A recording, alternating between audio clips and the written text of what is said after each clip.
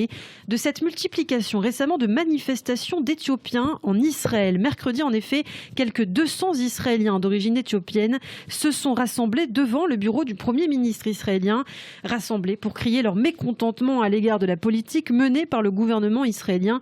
Mais alors, que reproche-t-il à l'État d'Israël? C'est notre dossier du jour ce matin et on en parle avec vous, Laurence Kahn.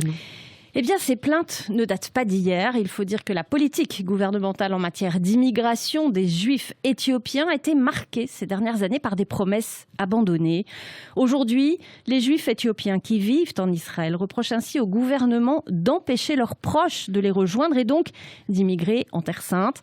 Nous demandons justice pour nos proches. C'est ainsi ce qu'on pouvait lire sur les pancartes des manifestants mercredi. D'autres avaient pris soin d'imprimer des photos des proches laissés sur place en Éthiopie.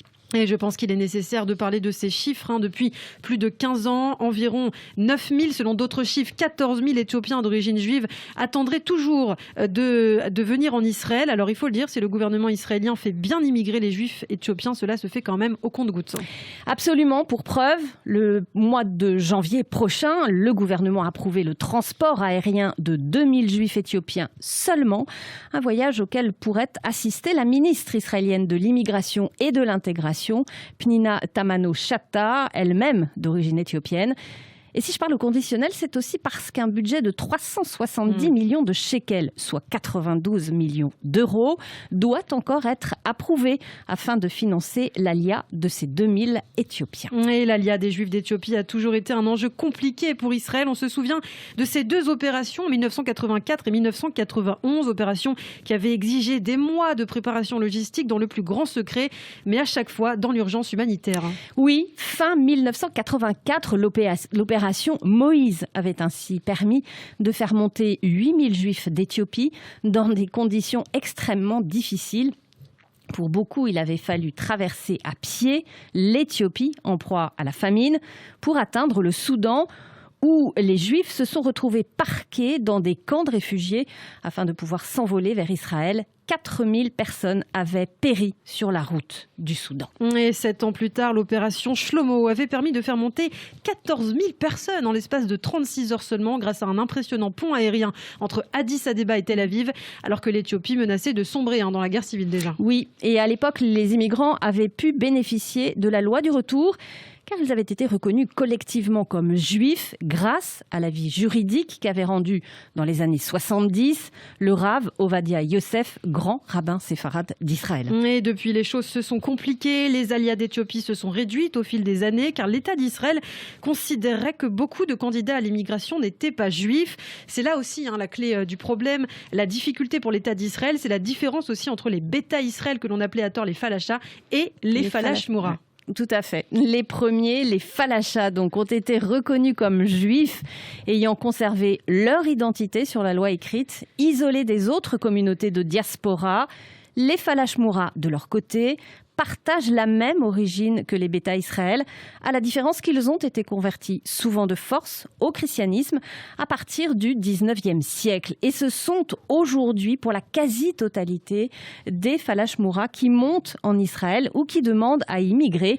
D'où l'inquiétude de l'État d'Israël. Et d'ailleurs, pour rappel, face aux pressions, en 2013, il faut le rappeler, l'agence juive avait déclaré la fin de l'alia éthiopienne, suscitant de nombreuses protestations à l'époque. Et finalement, 2 ans plus tard, en novembre 2015, le gouvernement avait pris la décision de transporter par avion vers Israël, dans un délai de 5 ans, les derniers de la communauté juive qui attendaient pour la plupart d'entre eux dans les villes d'Addis Abeba et de Gondar.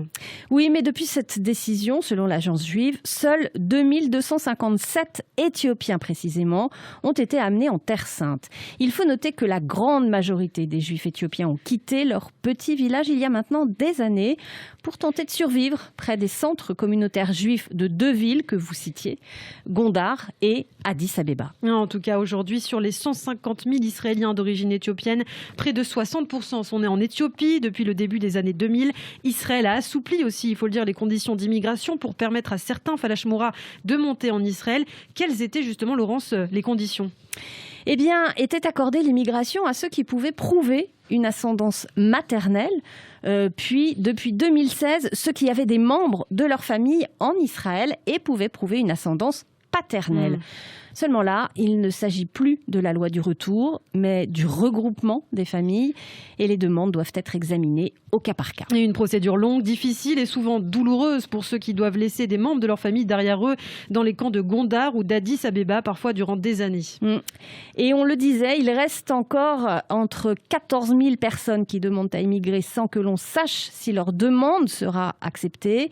Et il reste encore, pour ceux qui ont pu faire leur alia, la question de leur identité.